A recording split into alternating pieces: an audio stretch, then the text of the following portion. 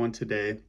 We're actually going to go to reddit.com under the fitness section forum and answer as many questions as I can. We're just going to give this a shot. Maybe we'll just do a couple, 2 to 3. I'm not really sure, but I've kind of wanted to do this a while just to help individuals out there, maybe on the Reddit forum, or a lot of individuals who are listening online might kind of have the same questions. So we're going to head right over to the Reddit forum now and take a peek at some of these. So let's get right into it. So this is just the daily simple questions thread. Let's go for this first one. Jack Hunter 24. I'm on vacation deep out in a country for a few days, currently bulking, so I'm trying to eat as much as possible. But there's not really much out here, and most of my time is going to be spent camping out in the woods. Is 2 days of not eating enough going to hold me back / cause me to lose gains? Not really much out here. Yeah, so when it comes to camping or doing anything like this, if you're going to be just kind of living off the grid and not going to be eating that much in general, it's a good idea to pack as much calorically dense snacks as possible, stuff with peanuts, high fat foods, maybe some even quote unquote junk food you might not normally fit into your diet. Because if you don't have that much food out there to eat, obviously you're going to need to eat food from somewhere. But to answer his question, is 2 days of not eating enough going to hold me back, cause me to lose gains? Absolutely not. It takes quite a while for you to actually lose a lot of the adaptation, one from not lifting and working out consistently, but two from not eating enough.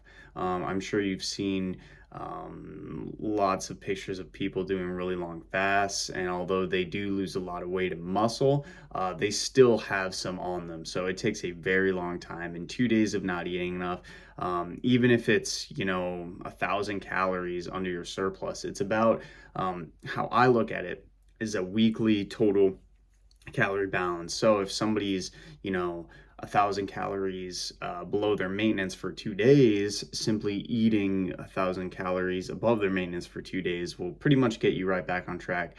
The big thing here is he might get a little dehydrated from being outside all the time, so I'd recommend lots of electrolytes, lots of water to kind of get that back up to date.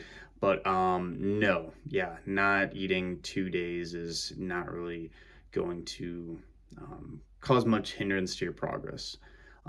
Is it normal to get red marks above the muscle you work out? I've been working out for less than a month and I notice a red mark on the right part of my chest. It doesn't hurt and feels sore.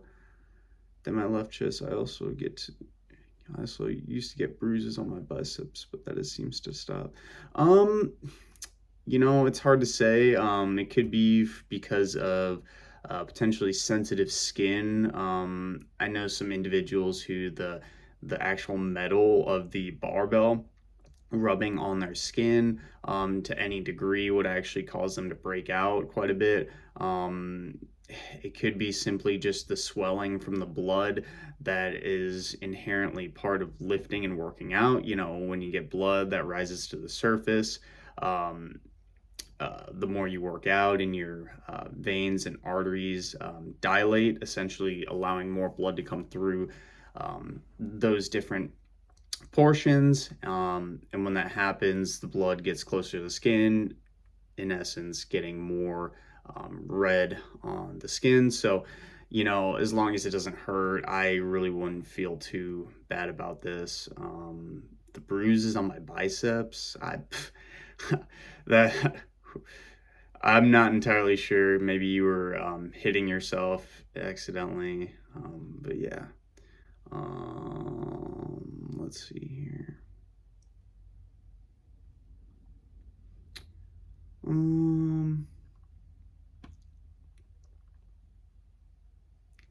So I think this is a good one because this gets asked a lot in general, but how much should I be eating as a bodybuilder? I'm eating between 3,000 to 4,000 calories a day. I burn 2,000 by just sitting around and doing nothing. So for starters,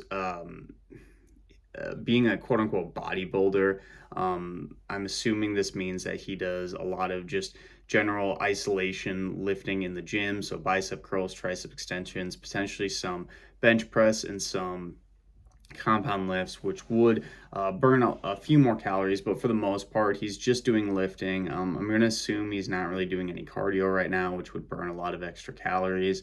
I'm really curious how much this guy weighs, because that would be a huge determining factor. And also his age. The lower of age you are, the more calories you can burn with your basal metabolic rate, which is essentially the calories you burn at rest.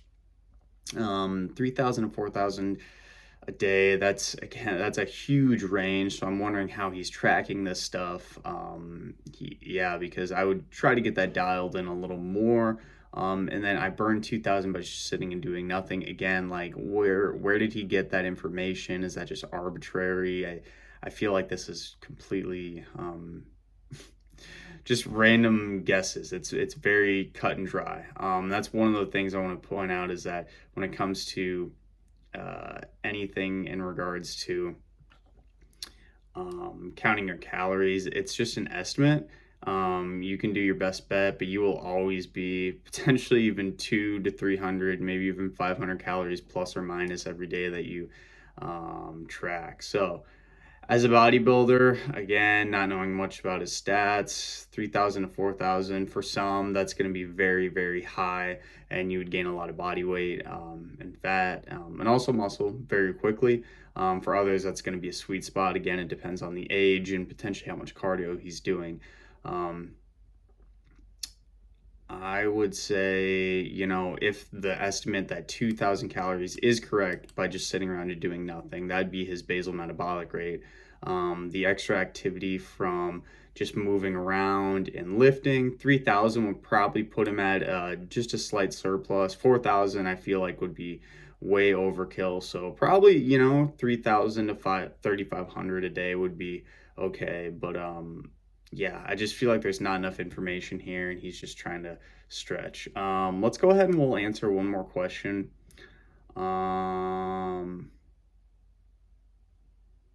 I bleeped up my wrist.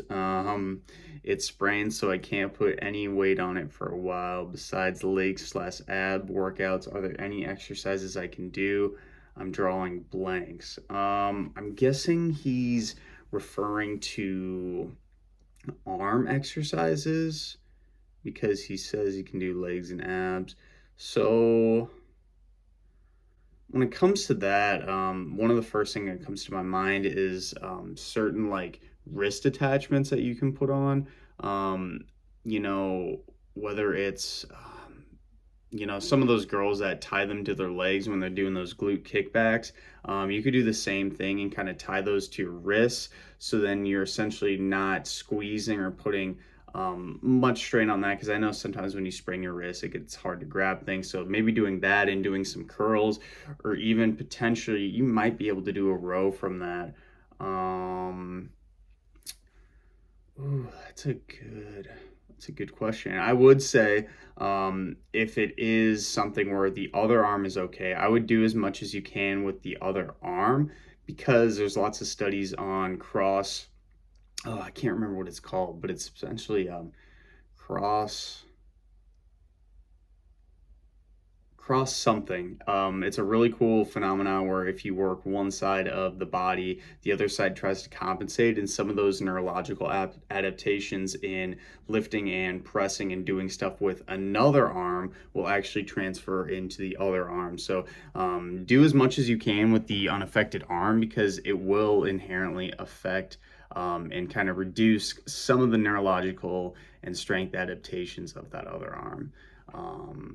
Other than that, yeah, just go in there and have some fun. Kind of just play around with equipment. You'll probably find some stuff that works, find some stuff that doesn't, but give it your best shot. There's probably a lot more that you can do that you can't think of right now. You just need to go in and experiment. So yeah, that's it for this Reddit little chat thing. I hope you guys liked it and got some information out of it. We'll definitely do some more of these. I think it's good to hopefully answer some questions, not only for these individuals, but for anyone out there who might have the same question. So make sure to catch us in our next video, and we'll see you next time. Bye.